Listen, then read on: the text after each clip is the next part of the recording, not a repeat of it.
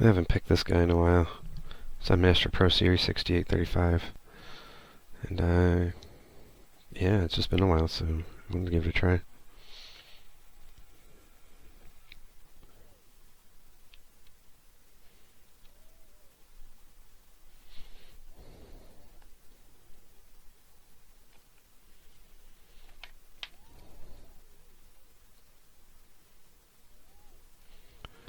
I like to start out with my shortest hook, just so I don't accidentally bump anything to get the stuff, if there is anything, that's set really low first.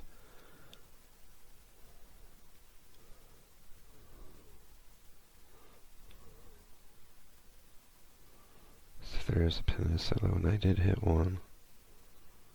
So now next time through, a little bit more room.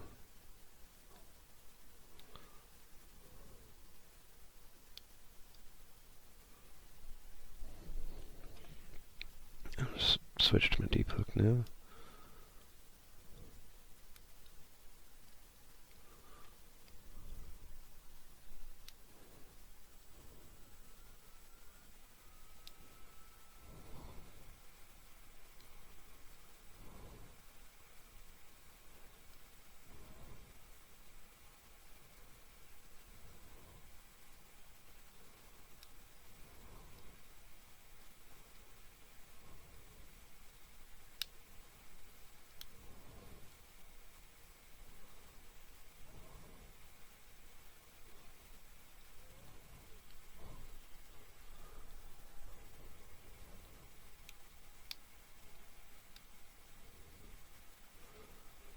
Starting back, feel my way forward.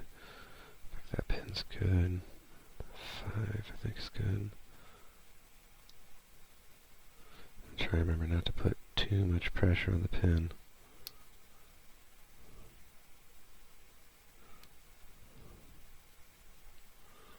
But just enough to put it in place.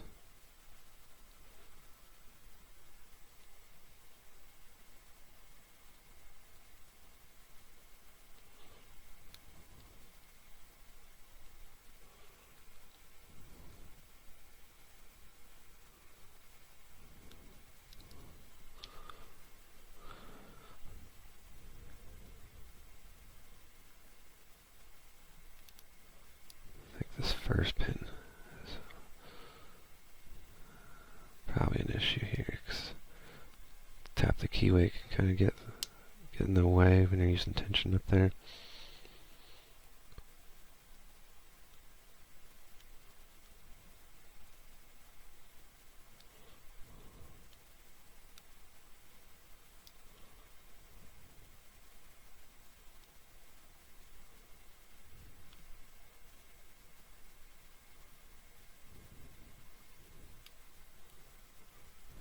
That's definitely not the pin. Heard one fall.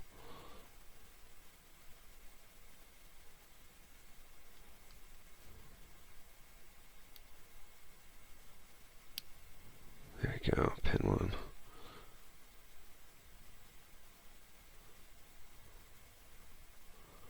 Go in the back. Try to get around that pin there.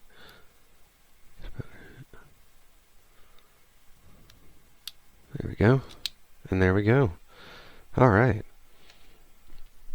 That feels good. Yeah, I haven't picked this guy in a while. And then again, this is the Master Pro Series 6835. Looks like we can gut it. Let's go ahead and go for that real quick. Alright, I'm back. I finally got that screw out. You can see it had like a hex head on it.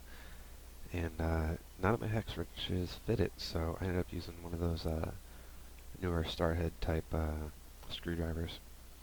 And what I ended up doing is I went ahead and I took this one out because it's so annoying and I can't get it out, nothing that fits. And I have a like an American Lock kit here I kind of custom built, bought the parts for, and I got a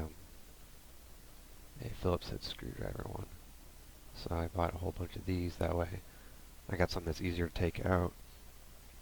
And then along with these, for practicing, I also got the bottom part right there. So the bottom part of the lock, like this one, So on my practice locks, I can just unscrew it, take it out if I ever get stuck or need to switch the core out, so it's not locked out completely forever. That's on my practice locks, and you can see that I've got the normal ones here. But anyway, yeah, switch the bolt out on that so I don't have to deal with that anymore. Now let's take it apart. So here's the core that came out. Looks like a typical American lock core, I think. Let's see. Yeah, just a little... looks pretty much the same as the American core, but I mean, it makes sense. It's only a little bit different. Of course it makes sense.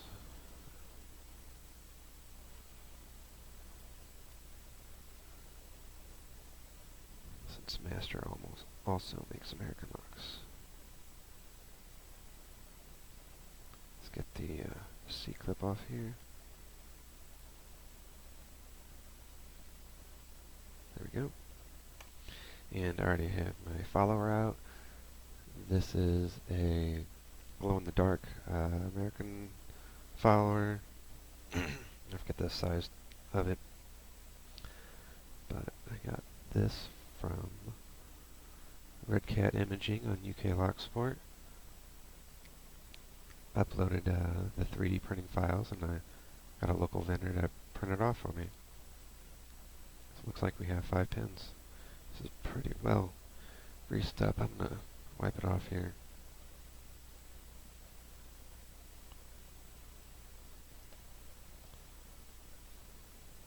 I don't mind the grease too much, just I'd like the stuff to be a little clear here. Alright, so we got... might need a pick because it's grease. There we go.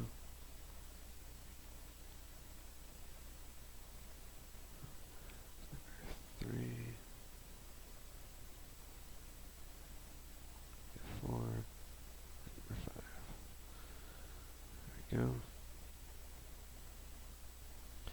And if you give me a second, we'll get the top pins out, and then we'll open it up, or we'll get a close-up look of it. Back this to the front. Make sure I'm going the right direction here.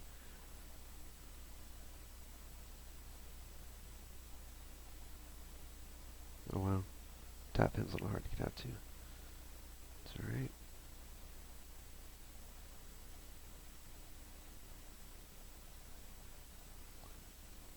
There we go. Oh wow, some tiny springs.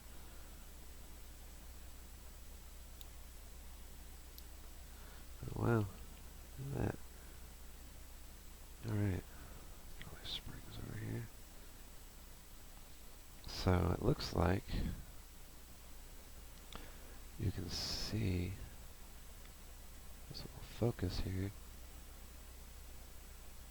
Come on. There we go.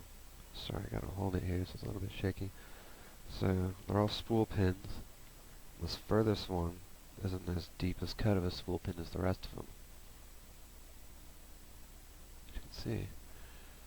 And then, with the bottom pins, we have 2 good longer ones and 3 good short ones in the back.